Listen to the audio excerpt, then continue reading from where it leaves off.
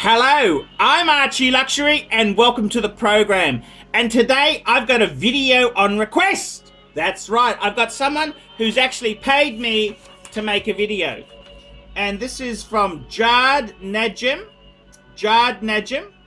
And he says, "Hi Archie, this is Jard with the D Blue. That's the double blue deep sea. Thanks a lot for reading my email. I'm looking forward for the Luxury Watches for Large Wrists episode. Cheers." And he sent me $25 US. Thank you so much. That's a bloody nice donation. And I'm happy to talk about this. Wristwatches for the larger wrist. And what do I think?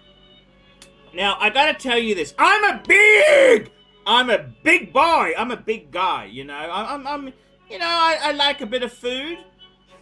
And my problem is, see, every time I've been married, because I'm such a good catch, the women want to retain you, so they fatten you up. And I've been married 3 times and had half a dozen indiscretions. So each time they try and fatten you up, big boy.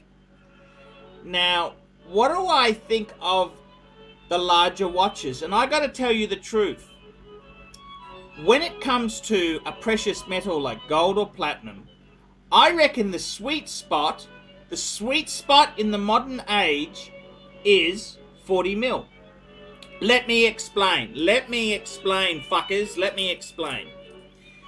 See, I recently just came back from Hong Kong, Singapore, Thailand, and I went and saw many Rolex shops, and I went and saw the new Datejust 2 and the Day-Date 2. And you know something? Because they're over 40 mil for a dress watch, it's kind of too big. If it's got a bit of sportiness to it, I reckon the perfect size is actually not a Day-Date 2, but a solid gold Submariner, 40 mils. I reckon that is the perfect size for a big guy. Now, me and my friend, I had a very good friend from Melbourne. He's a great fan of the channel. Rich fucker. He's the Lambo guy. He's also, he's a sizable man. And he had his Day-Date, which is a 36 mil. And it looked pretty good on him. I got to tell you the truth. I tried to do a swap with him with the sub and some cash. But in my favour, of course, the sub's worth more. But fuckers,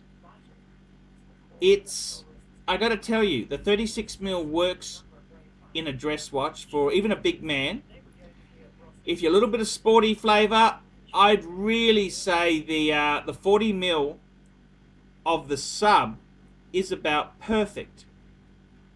So, you know, I kind of think myself, if you're a big guy, I got a good friend in Melbourne, Brian from Zircon Security and Debt Recovery. And he's got 2 really big watches. He's built like a brick shithouse. Brian. He's got the Omega Pro Prof, which is a huge fucking watch. And he's got a Rolex Deep Sea, 44 mils. And I got to tell you, they suit him to a T. And the interesting thing is, if you're bringing in a precious metal, Brian very recently bought a two-tone ceramic Submariner. That's 40 mil still, but it wears a bit bigger than the non-ceramic. And I got to tell you, he reckons because it's got the precious metal in it, it can be a smidgen smaller. Doesn't feel too small. So I would say my rules are, if you're a big guy, 44 mil like in the deep sea, that's fine. That is fine. Precious metal, gold or two-tone, I think 40 is the max. So steel, 44 would be about the max. Precious metal, I reckon 40 is the sweet spot. That is the sweet spot, fuckers. That's the sweet spot.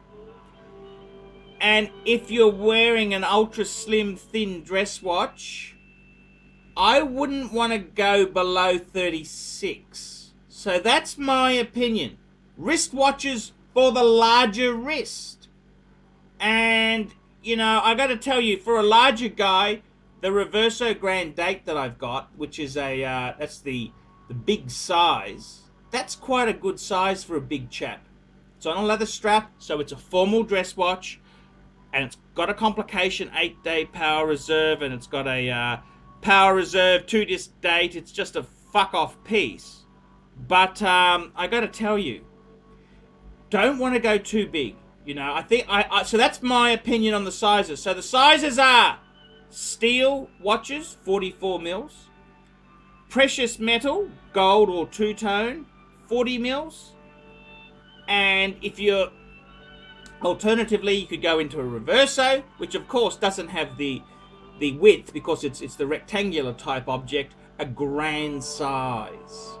So that's sort of how I feel. I don't think anyone should go over 44 mil.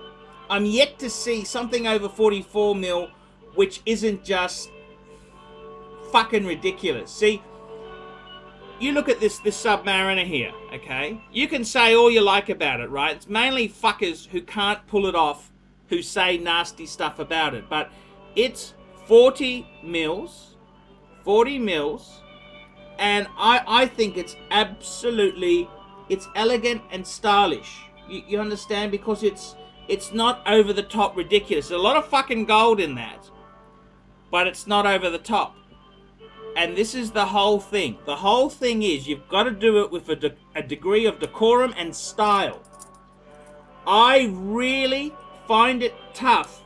You know, things like Breitlings, they've mismanaged the proportions. And, you know, they're getting really, it's like wearing a clock. So that's my opinion. I think you've got to keep it conservative. Lean on the smaller sizes because this is going to be a fashion statement, which it's gonna all end, and sizes will come back. So if you've gone to the larger extent, you're going to be out. Whereas a 40 mil solid gold sub, it's always going to be in. So there you go, fuckers. That's my advice. I'm Archie Luxury, and this is a video created for Jad. Thank you so much, Jad, and please tell me what you fuckers think of that. Nice one, Archie. I like that gold sub.